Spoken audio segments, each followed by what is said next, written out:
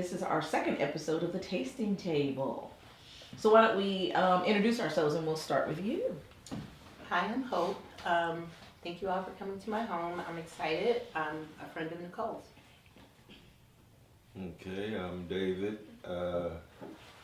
Beautiful home. Thank you for Thank having you. us. And here to drink wine, eat good food, and talk about love.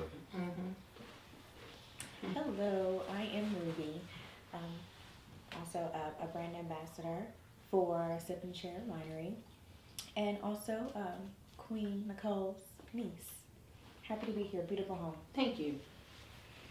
All right, I'm Starla, and I'm happy to be here, like everybody else said. And friend of Nicole, business supporter, cheerleader. I'm Shauna Lipscomb, and I met Nicole at, I have a retail boutique called Kate's Closet. It's named after my grandmother. And I'm going to be hosting a fashion show in June. And I'm Nicole Kearney, the vintner, Sip and Share Winery, and you know I love your home. And so we are talking about the February featured wine, which is Love. So it is a white Zinfandel, 10% alcohol, strawberry, cherry, sweetness, goes down super easy. And so we're going to kind of pour them, like looking at everybody's glasses. Some of you are still in your bubbles. But Absolutely. so you can fix that. So you can fix that. So, and when I say love, it can be self-love, just whatever love means to you. You know, we've heard over the last couple of years, love is love, self-love, love thyself.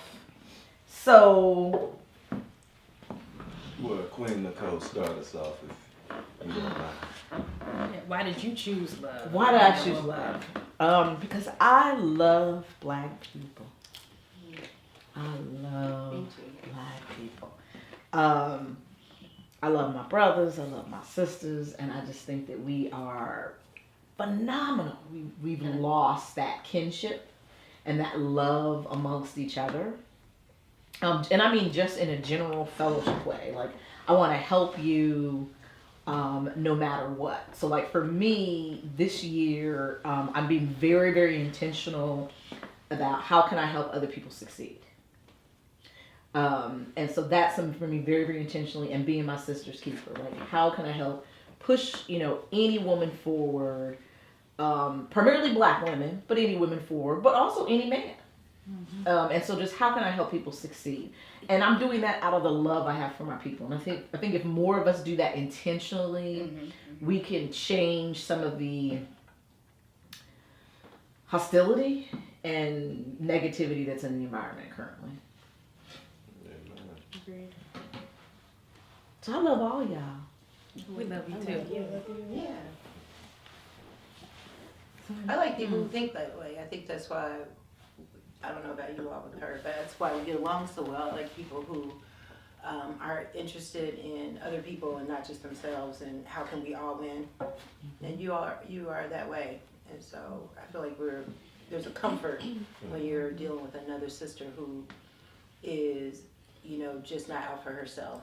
Right. So Yeah. We're trying to be competition. right, there's no competition. I'm like, we do different things, and even if we did the same thing, it's like we just there's so much room, and we're just encouraging each other, which is nice. I've been saying that a lot, and it's been really fortunate to have the kind of village that I have. Just so much love, different type of people with a lot of love. So I believe when you put that out there, you are definitely going to get that back.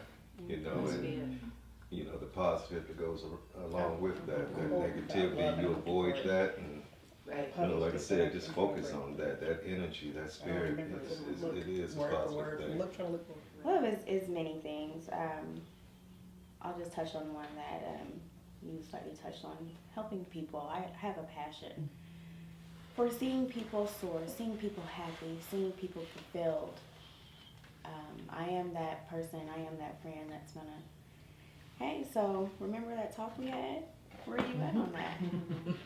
Do you need my help? Do you need me to look something up for you? Do you need me to call this place? That's awesome.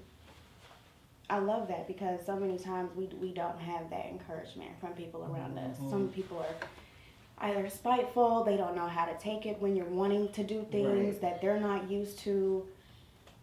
It's just not there. But with the village I have now, it's all love. It's all love, and you have definitely helped me in the past few years. Aspire to be the person I am. So you definitely exhibit love. And so Ruby's my first niece. So she's my parents' first grandchild. To watch her evolve and grow, it's been a beautiful thing, and just see the beautiful woman she has grown into, and the sisterships she has been able to create. And I know, that's important. I know, and David, you are the only man at the table this time. But I noticed that. Yeah. But I mean, can you speak to love from a brotherhood perspective? Well, from a brotherhood perspective, it's different than it used to be. Like you were saying, it is not as involved as the sisters are doing it now, and I'm loving that. A little jealous because the brothers, we don't push each other or help each other or assist each other the way women are doing now, black women are doing now. Not mad at you, but from a brother perspective, it used to be, and I know I'm the oldest one in here. It used to be where you couldn't walk down the street without brothers acknowledging each other. But in today's climate, there's so much hostility, there's so much tension and stress and pressure on each of us. I think this caused the negative to kind of overwhelm everybody. But I think that, and what we tend to do though is prejudge. And I'm guilty of it myself. I walk down the street and see a brother that is a suspect to me. And then as I pass, that'll be the one that shows love. So that's the danger in that. But I try to be positive. I try to greet everybody because all through my life, that's been the my experience. There's no loss in showing that love, that compassion, that understanding of each other, and not really. And I'm done preaching here in a minute, but not beating each other up.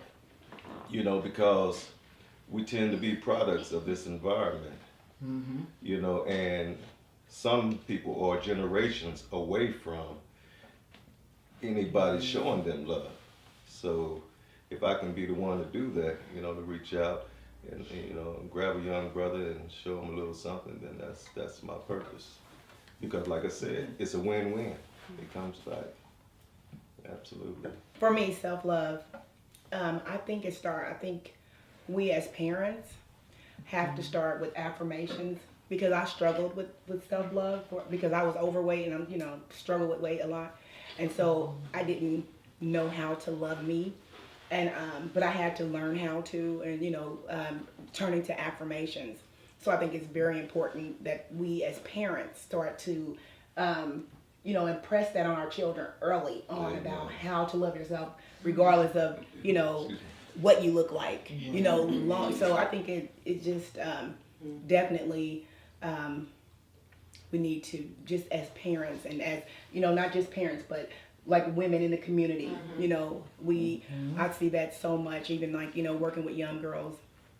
And then once I learned how to love myself, I made sure that I impressed that on my daughter. I wouldn't ever, even with my sons, I kind of I went to the book club and they were talking about Michelle Obama.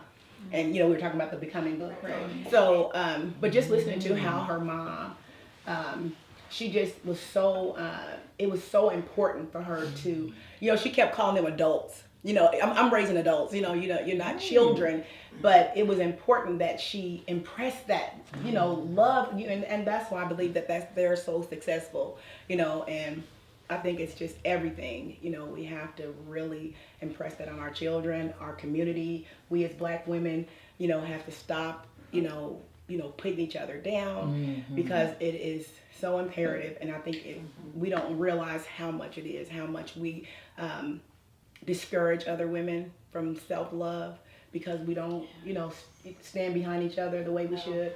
And I think so self-love is very important. And how you're going to be successful, how you're going to deal with other people. If you don't love yourself, it just reflects in almost everything, every aspect of your life. So I know, how many people have daughters, raising daughters? Wow. You're I raising, have me a bonus daughter. you're raising a bonus daughter. So He's yeah, 23 now, but Yeah, so it's so when you speak to that, passing on to your daughters, do you think you did a good job modeling self-love for your daughter? she said, I'm glad you called. And I asked her if she wanted to go get her nails done with me. I was going to get my nails done. I said, I knew she was off work. She said, oh, that's so good. I just did mine. But then we talked some more, and she said, I just realized all the little rituals I'm doing in my house that make me feel good, I learned them from you. So she said, I bought some whipped cream for my coffee this morning. And I got, what did she say? Something else she was doing. I said, should I get you some sage? Because she needed, I said, I'm going to be out. And do you need, she said, I do need some sage. But it was just really a funny conversation where she was listing all these little things that she was doing for her day. And she said that they were things that she watched me do. And I was like, it's funny that you would ask that question tonight because that conversation was just had today. And we were just talking about peace, and I was just talking to her about, she was just talking about the various things pressing on her. We all have stuff that wants to threaten our peace or wants to remind you that maybe you're not enough or something like that. And, we were talking about the things that were threatening her, this rest she's supposed to be having. And I said, well, how can we get back to you making sure that this next week is restful and peaceful? And that's how all that happened. But it just... you have to do that for yourself. Nobody can do it for you. I would say How old is your daughter? the evolution of me has taught her how to love herself. So she's 21. Okay.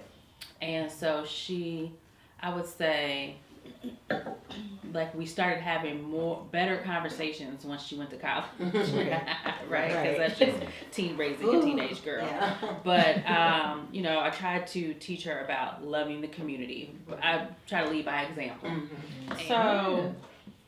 So I didn't grow up with the I love yous or what have you. So I was very intentional about trying to make sure my kids had that.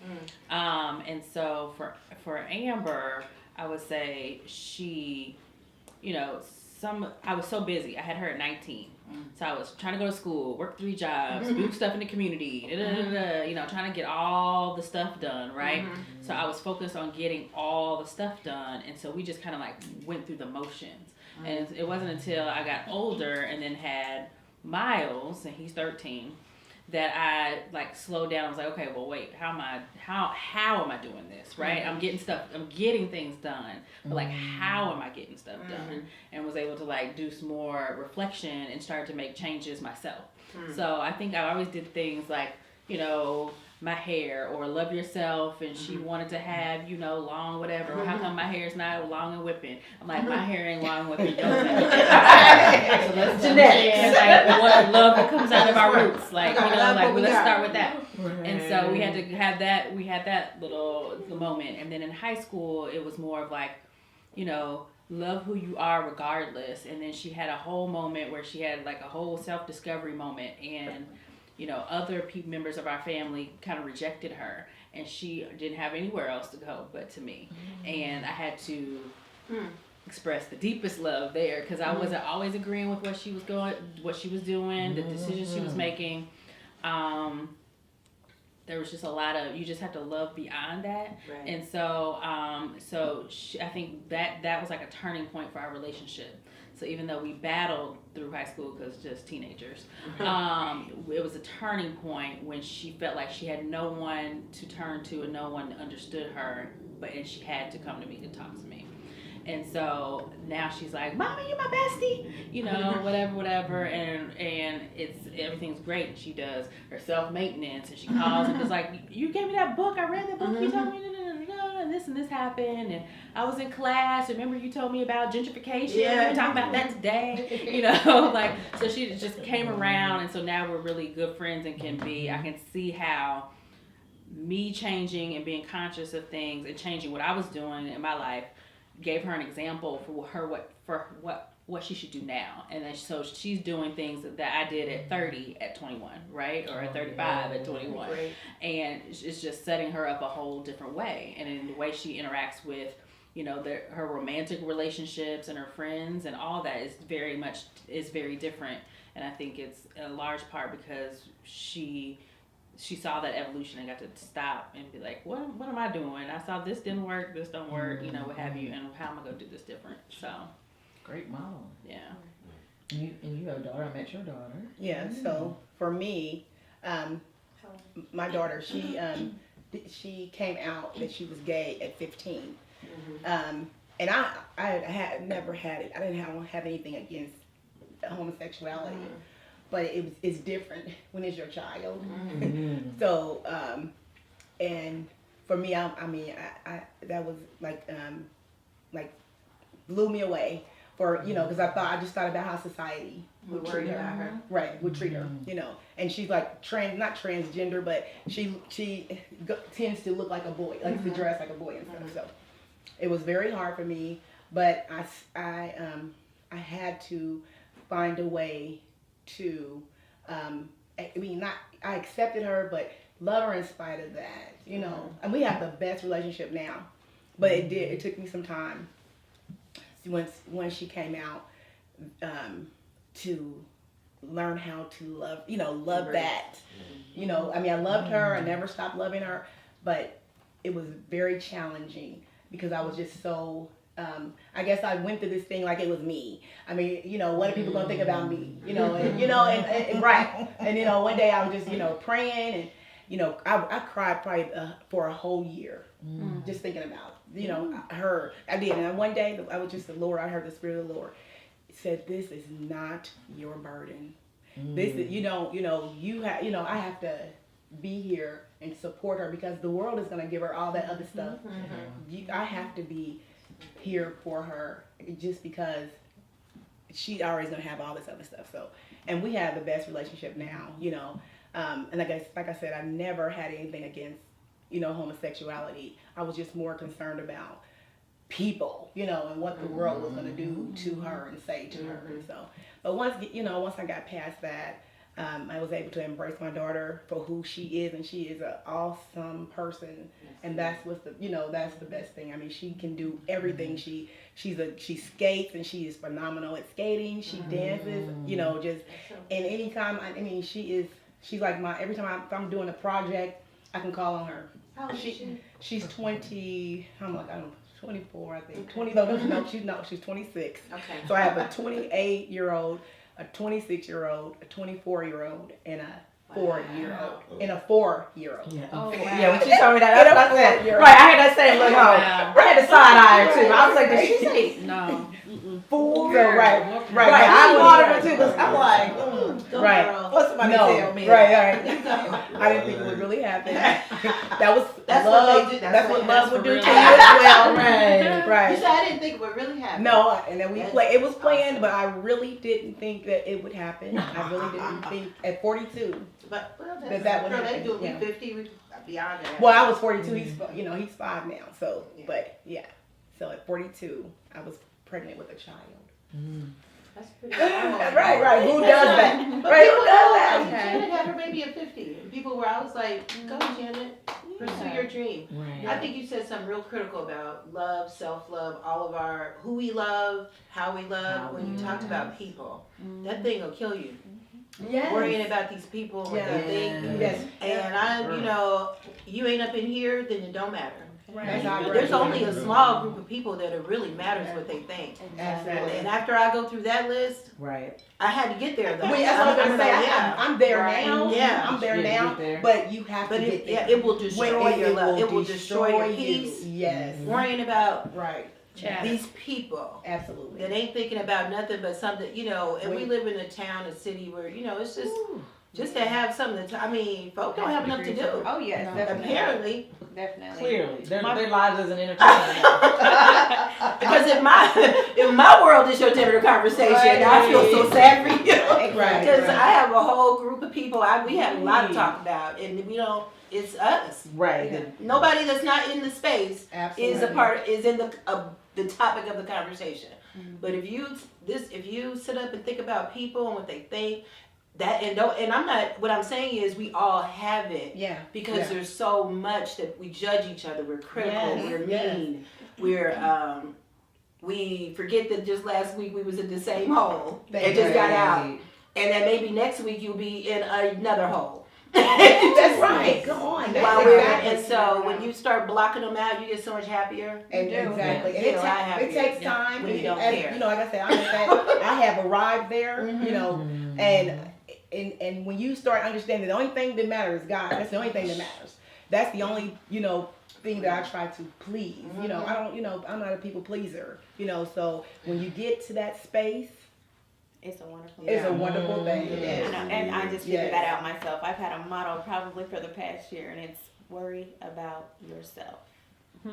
That's it. That has literally been my motto: That's is to worry about yourself. You cannot worry about what everybody else is doing, what they think. You know what's right. You know what's in you. You know what's in That's your right. heart. Absolutely. Love yourself. Do what you need to do. Don't worry about anybody else.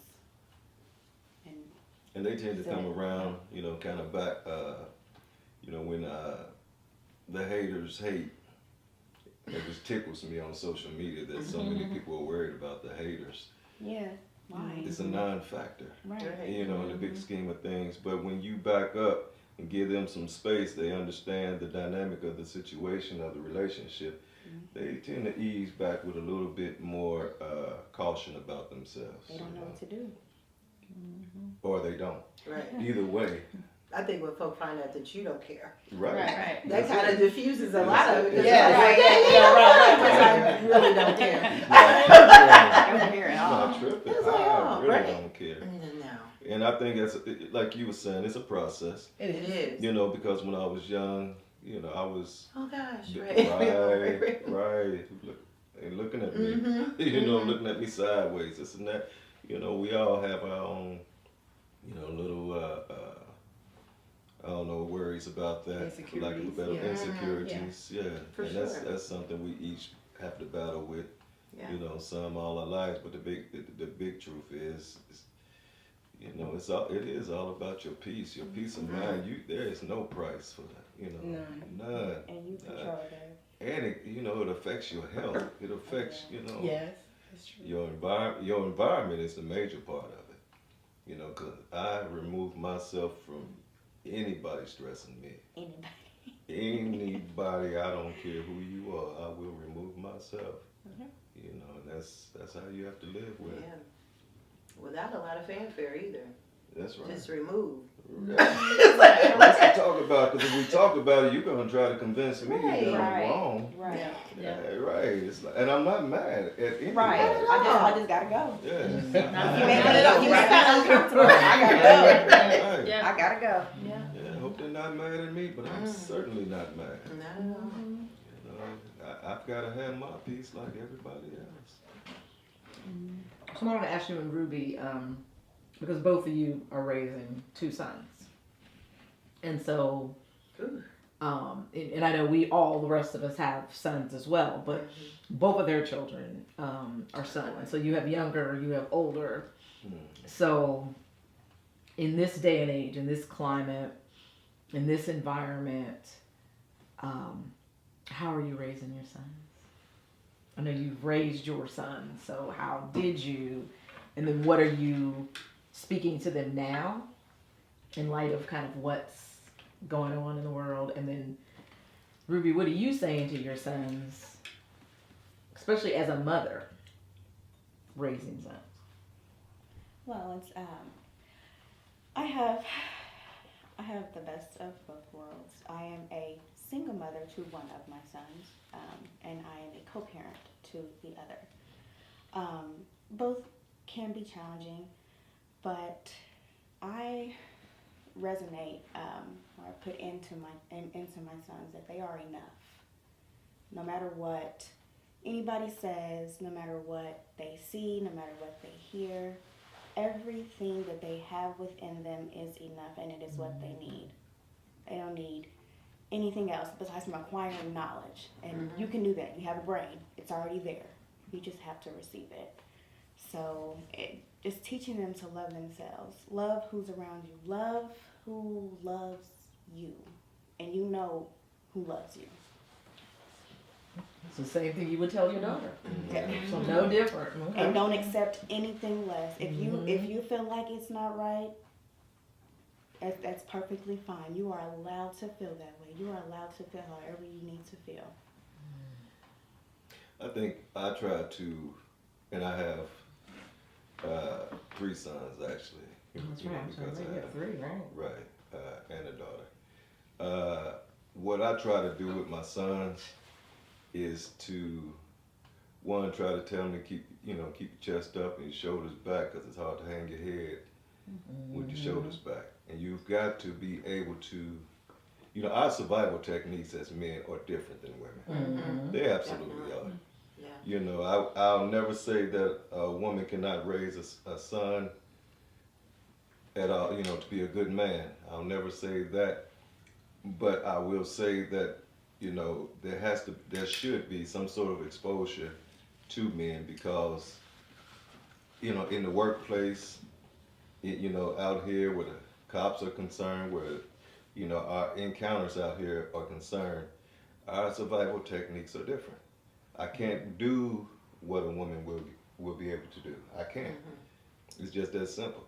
Give you an example. On the job, I've seen where a woman got irate, expressing herself, and was calmed down. Go take a break, go and just relax, get your mind.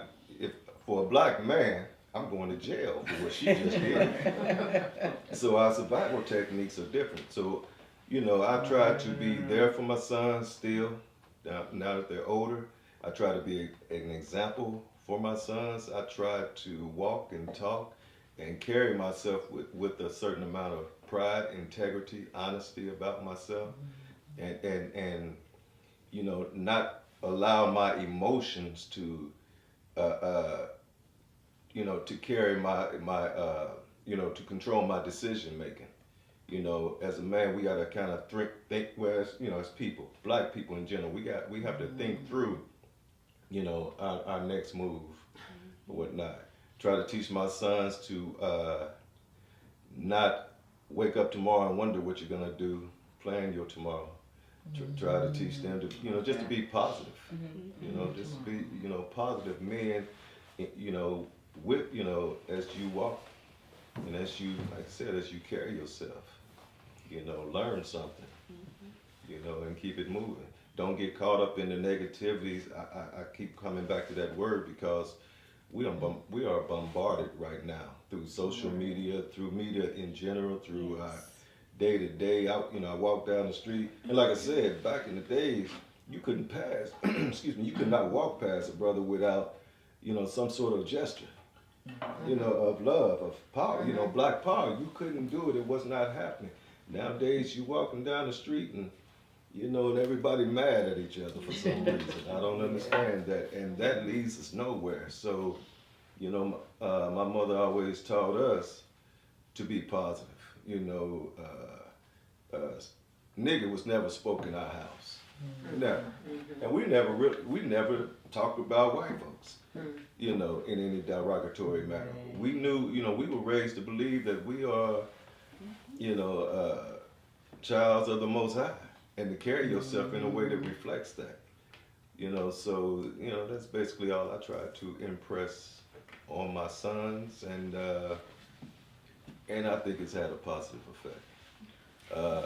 What about outside the community? So what the folks with older sons, like the 20 plus sons, or 15, 13. Right. 13. Mine's 13. Right. Okay, mine's 13 also. You guys have that middle ground. Yeah. You have the Adults. adult. Adults. I'm young adult, Young and he adult. has the grown. Yeah. All yours are grown. Right. So, yeah. What are you teaching them about loving, just loving, like romantic love relationships, not just loving themselves and how to operate in America. But like, what are you teaching them about loving relationships? Because that's like something that's come up soon. Like mine's is 13. Everybody's getting all hormonal, trying to have little quasi boyfriend, girlfriends. Right? And I'm like, y'all are all too young for this. You don't know. But he's got a little girl he likes, and he's like, Mom, she's gonna cut her hair off. And I said, and what do you think about that? He's like, nothing. I was like, you want to know what I think about that? I was like, I think that you should not want to have an opinion on that. No. I said, what you do as a young man, if you like her, then you respect her and you respect her decisions. She cuts all her hair off. She comes back to school bald tomorrow. Right. Then that's what she wanted to do. You say nothing. Right. That was smart, Mom. You say nothing, right? Because Pick this your is not your battles. role. So I'm trying to teach him or mold him around Yeah. this is how somebody would react to this. This is how I want you to react to this. And then he was like, can I get her something? He came to me and asked if he could get her something for Valentine's Day. Yeah. And I was like, oh Lord. We No. bought It's our real. present. It's We bought a bracelet, real. and it was a big thing. I was I was like, like, here are all the reasons why I would say no. Mhm. I was like, but if you really feel like you want to, whatever, she came to your birthday party, because we had a co-ed birthday party, whatever, it was a couple months ago, whatever, then if you feel like you want to get her a gift, that's fine. You have to use your own money. You can't spend more than X dollar amount, and you can't get any of these things on this list. You have to get pre-approved list. Right now, the pre-approved list is only flowers and candy. I was like, we don't do teddy bears because we don't need no little girl at home talking about she hugged up with some little version of you. Or worse. We're not doing that. I was like, we're not doing jewelry, whatever. I was like, we're not doing that. I was like, we're not doing. I was like, you get a book. Candy, flowers, A book, you know what I mean? That's it. Like, and he was like, okay. And I was like, so if you can go within those boundaries, then we can do that. You need to have respect for who you deal with. I think what's major too is, my oldest is my stepson, and he was able to see, me how I interact with, the person that I'm dealing with, and I think that matters. How they're gonna go by more or less what they see, And he's in a very, very loving relationship. They've been together for years now, 3 kids, and they're living right, doing pretty good. So I think it's how you, like I said, it's how as a man, it's how we carry ourselves out here. That's very important. It's easy to follow the fool. It's easy to get out here and do what everybody else is doing. But when you just conduct yourself, because these young black men, young men, they're looking at us, and it makes a difference. I have a lot of them from the time I was a supervisor, time I was in the military, that come to me these days and tell me the effect I've had on their lives. A lot of these little young thugs from back in the days, they call me Uncle David, what tickles me now is that I hear my words coming out of their mouth like it's brand new.